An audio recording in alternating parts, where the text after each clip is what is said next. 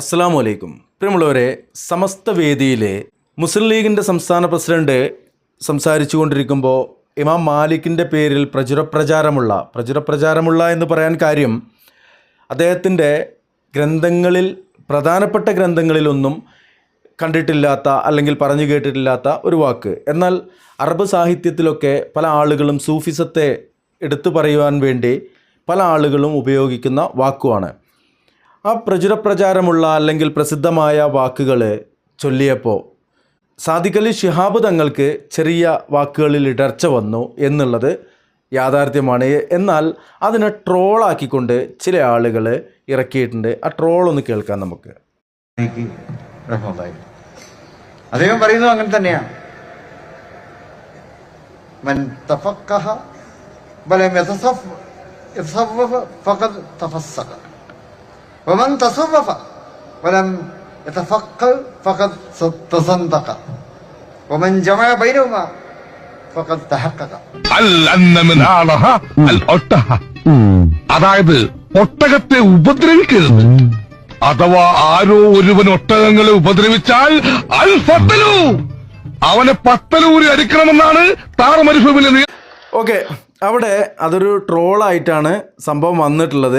ഇത് കൂടുതൽ ഓതിപ്പടിക്കുകയോ അല്ലെങ്കിൽ ഫൈസിയോ അങ്ങനത്തെ ബിരുദമൊന്നുമില്ലാത്ത, സനതൊന്നുമില്ലാത്ത ഒരു ആള് തങ്ങളാണ് എന്നുള്ള അതാണ് അദ്ദേഹത്തിൻ്റെ ഏറ്റവും വലിയ ക്വാളിറ്റി എന്നാണ് ഞാൻ മനസ്സിലാക്കിയത്. എന്ന് പറഞ്ഞാൽ പൂക്കോയ തങ്ങളുടെ മക്കളിൽ ഒരാളാണ്. അദ്ദേഹത്തിന് ചെറിയൊരു ഇടർച്ച വന്നപ്പോൾ അത് വലിയ രീതിയിൽ, ആ ട്രോള് നിങ്ങൾ കേട്ടില്ലേ, അദ്ദേഹം പറഞ്ഞു നിർത്തിയതിന് ശേഷം സലീം കുമാർ എന്ന് പറയുന്ന സിനിമാ നടൻ്റെ പ്രസിദ്ധമായൊരു കോമഡിയാണ് അതിൻ്റെ ബാക്കിൽ ചേർത്തിട്ടുള്ളത്. ഇത് ചേർത്ത ആളുകൾ ഏതായാലും അവരാര് തന്നെ ആയാലും ഈ സാദിഖ് അലി ശിഹാബ് തങ്ങൾക്ക് എതിരി എന്നുള്ള ആ ഒരു ഇതിലാണല്ലോ. ഇവിടെ അതിൻ്റെ എതിർഭാഗത്ത് നിൽക്കുന്ന ഷജറകളിൽപ്പെട്ട ഒരാളുടെ ഒരു മൗലൂദാണ് ഇനി കേൾപ്പിക്കാനുള്ളത്. ഇവർ ആ ട്രോള് ചെയ്തു എന്നുള്ളതല്ല പറയുന്നത്.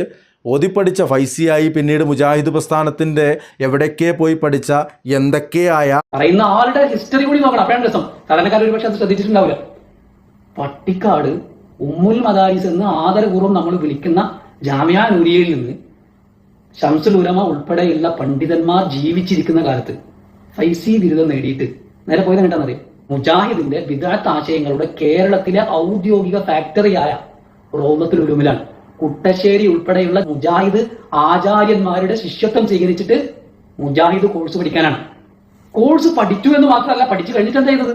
ദശകങ്ങളോളം ബിദ്അത്തിന്റെ ശക്തമായ സ്വാധീനമുള്ള അഫ്ളലുൽ ഉലമ കോഴ്സ് പഠിപ്പിച്ചു. ഇവിടെ ദാറുൻ നജാത്തിന്റെ ട്രഷററാണ് കക്ഷി.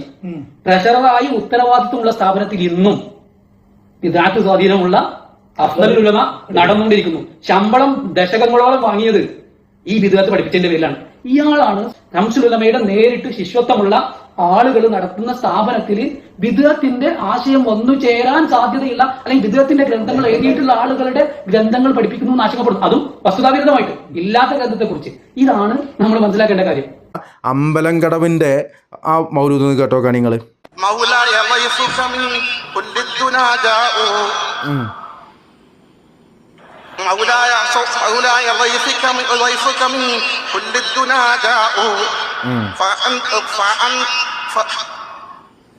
فمن عليهم بما شاءوا لمن شاءوا. അതായത് ഒട്ടകത്തെ ഉപദ്രവിക്കരുത്, അഥവാ ആരോ ഒരുവൻ ഒട്ടകങ്ങളെ ഉപദ്രവിച്ചാൽ അൽ ഫത്തലു, അവനെ പത്തലൂരി അടിക്കണമെന്നാണ് താറമരുഭൂമിയിലെ നിയമം. നിർത്തിക്കളയും.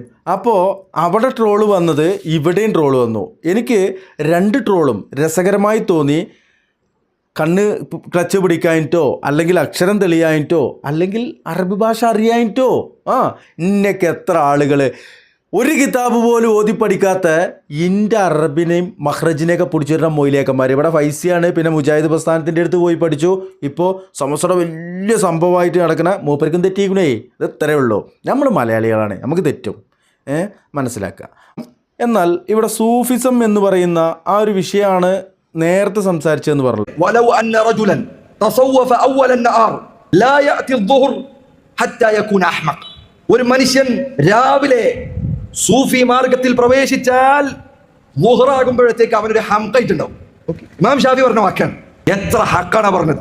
ഇന്ന് പറയുന്നുണ്ടല്ലോ പഴയ കാലത്ത് ഒരു സൂഫിസ്റ്റ് ഉണ്ടായിരുന്നു. ഇമാം ഷാഫി ആരും വേർതിരിവെന്നെ കൊടുക്കുന്നില്ല. ഒരുത്തൻ രാവിലെ സൂഫി ആയാൽ വൈകുന്നേരമാകുമ്പോഴത്തേക്ക് 100% ഹംഖായിട്ടുണ്ടാവും. അതല്ലാതെ ഒരു വഴി അവന്റെ മുന്നിലില്ല. കാരണം ബുദ്ധിയുള്ള ഒരാൾക്ക് ഇതിൽ നിൽക്കാൻ പറ്റൂല.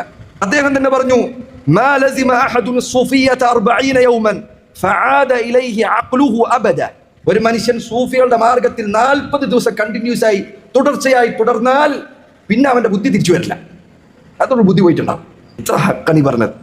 അതുകൊണ്ട് സഹോദരങ്ങളെ, നിങ്ങളുടെ ബുദ്ധിയെയും നിങ്ങളുടെ ദീനിനെയും നിങ്ങളുടെ ദുനിയാവിനെയും നിങ്ങളുടെ പരലോകത്തെയും നിങ്ങളുടെ സ്വർഗത്തെയും നിങ്ങളുടെ ആഖിറത്തെയും നിങ്ങളുടെ ഈമാനിനെയും നിങ്ങളുടെ ഇസ്ലാമിനെയും നിങ്ങളുടെ നന്മകളെയും സൽക്കർമ്മങ്ങളെയും മര്യാദകളെയും സൽസ്വഭാവങ്ങളെയും സംസ്കാരത്തെയും നന്മയായി പറയാവുന്ന എന്തൊക്കെയുണ്ടോ അതിനെയെല്ലാം തകർത്ത് കളയുന്ന വിഷമാണ് സൂഫിസം എന്നത്. അതാകട്ടെ ആ ചെളിക്കുണ്ടിന്റെ ഓരത്ത് നിന്നുള്ള ചില വൃത്തികേടുകൾ മാത്രമാണ് ഇതുവരെ ഖാസിമി ഛർദ്ദിച്ചിട്ടുള്ളൂ. അതെല്ലാം പറഞ്ഞിട്ടില്ല. അയാൾ അതിന്റെ കുറച്ചേ പറഞ്ഞിട്ടുള്ളൂ.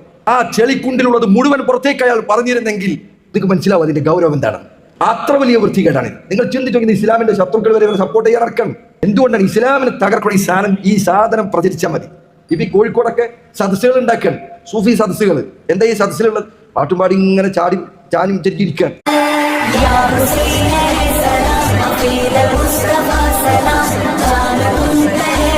ഞാനിത് സൂചിപ്പിക്കാൻ കാരണം ഇപ്പോഴും ചില ശീഈ ആശയങ്ങൾ, അതെ, ആശുറാ വരുമ്പോ യാ ഹുസൈൻ എന്നൊക്കെ പറഞ്ഞ് പാടുന്ന ചില പാട്ടുകൾ ഇപ്പോൾ രംഗത്ത് വരുന്നതായി കാണുന്നുണ്ട്. അടുത്ത തെറ്റാണത്. അങ്ങനെ ഒരു ദുഃഖാചരണം പരിശുദ്ധ ഇസ്ലാമിൽ ഇല്ല. അങ്ങനെ ഒരു ദുഃഖ പ്രകടനം പരിശുദ്ധ ഇസ്ലാമിൽ ഇല്ല. അതിനെ സംബന്ധിച്ച് നല്ല ബോധം മുസ്ലിം സമുദായത്തിൽ ഉണ്ടാകണം എന്ന് മമ്പ്രന്തങ്ങളുടെ ഹദറത്തിൽ വെച്ച് ഞാൻ പ്രത്യേകമായി ഓർമ്മപ്പെടുത്തുകയാണ്. ഞാൻ ഇന്നലെ എനിക്കൊരാൾ ഒരു പാട്ട് കേൾപ്പിച്ചു തന്നു. സുബ്ഹാനല്ലാഹ്, ഹുസൈൻ റളിയല്ലാഹു അൻഹുവിനെ വിളിച്ചു. അതേ, പാടുന്ന ഒരു പാട്ട്, ഒരു കോപ്പിരാട്ടി കാണിച്ചുള്ള ഒരു പാട്ട് പാടുന്ന ആൾക്ക് ചിലപ്പോൾ തലയിൽ കേട്ടുണ്ടാവും, ചിലപ്പോൾ ബിരുദത്തിന് പേരുണ്ടാവും. പക്ഷേ അത്തരത്തിലുള്ള ഒരു വിഷയത്തിലും മുസ്ലിം ഉമ്മത്ത് പെട്ടുപോകരുത്.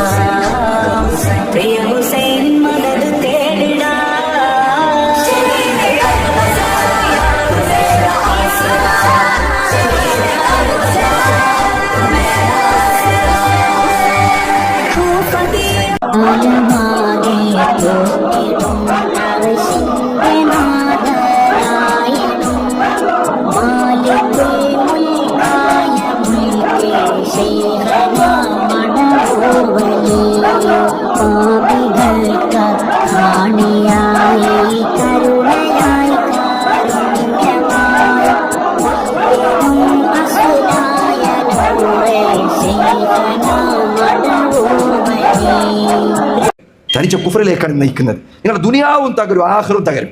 അതുകൊണ്ട് സഹോദരങ്ങളെ കരുതിയിരിക്കുക, അവനവന്റെ അഖീദ കാത്തു സൂക്ഷിക്കുക, ഇസ്ലാമിലായി മരിക്കുക. അള്ളാഹു പറഞ്ഞതുപോലെ അയ്യുഹല്ലദീന ആമനൂ തഖുല്ലാഹ ഹഖ്ക തുഖാതിഹി വലാ തമൂതുന്ന ഇല്ലാ വഅൻതും മുസ്ലിമൂൻ. മുഅ്മിനീങ്ങളെ, നിങ്ങൾ അള്ളാഹുവിനെ യഥാരൂപത്തിൽ സൂക്ഷിക്കുക, നിങ്ങൾ മുസ്ലിമീങ്ങളായിട്ടല്ലാതെ മരിക്കരുത്.